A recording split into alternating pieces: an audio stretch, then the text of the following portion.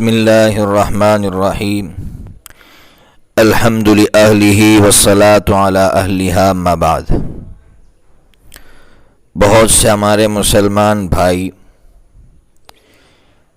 بینکوں کے اندر سونا گروی رکھواتے ہیں اور پھر بینک سے لون قرض لیتے ہیں۔ پھر عجیب بات یہ ہے، مثال کے طور پر 5 لاکھ لون لے کر ایک رقم فکس ڈپوزٹ میں رکھ دیتے ہیں۔ فکس ڈپوزٹ سے جو ان کو سود ملتا ہے اس سود سے وہ اپنا لون بھرتے ہیں اور اس طرح اپنی زندگیوں کو آگے بڑھاتے ہیں۔ یاد رکھیے، یہ جو کام ہم کر رہے ہیں اس میں ہمارا دنیاوی نقصان بھی ہے اور اخروی نقصان بھی ہے۔ دنیاوی نقصان یہ ہے کہ باطل کی سب سے بڑی سازش یہ ہے، باطل یہ چاہتا ہے کہ جو اصل کرنسی ہے، جو اصل مال ہے یعنی سونا، یہ کس طرح سے ہمارے پاس سے ہڑپ لے۔ اس کے لیے اب ایک ہی شکل ہے کہ لوگوں کو عادی بنایا جائے کہ لوگ اپنی اصل کرنسی بینک میں رکھوائیں اور اس کے بدلے میں کاغذ کے نوٹ لے جائیں، تاکہ ایک وقت آنے پر ہم ان کی اصل کرنسی پر قبضہ کر لیں اور جو کاغذ کے نوٹ ہے اس کے بند ہونے کا اعلان کر دے، اس کے فالتو اور بیکار ہونے کا اعلان کر دے۔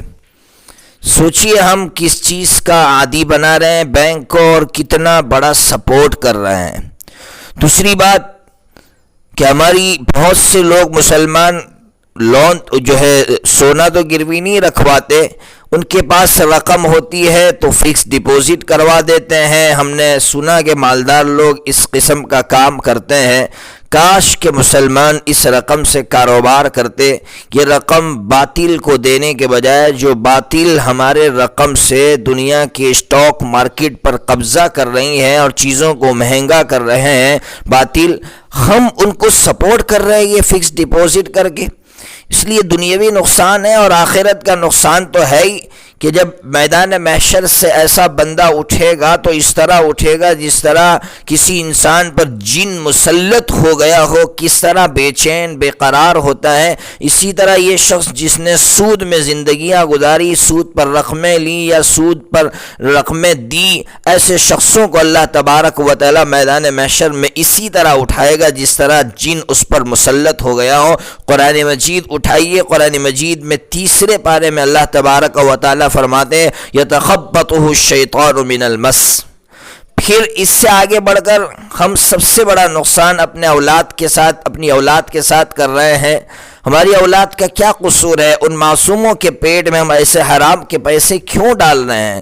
پھر ہم روتے رہتے ہیں کہ ہماری اولاد نافرمان ہو گئی۔ یہی اولاد کل قیامت کی دن اللہ تبارک و تعالیٰ سے کہے گی، 22ویں پاری کے اندر ہے، اللہ تعالیٰ سے کہے گی کہ اللہ ہمارا کیا قصور تھا؟ ہمارے ماں باپ نے ہمارے پیٹوں میں حرام کی روزیاں ڈالی، ہمیں غلط راستے پر ڈالا، اس لیے اللہ ان ماں باپ کو تو ڈبل عذاب دے۔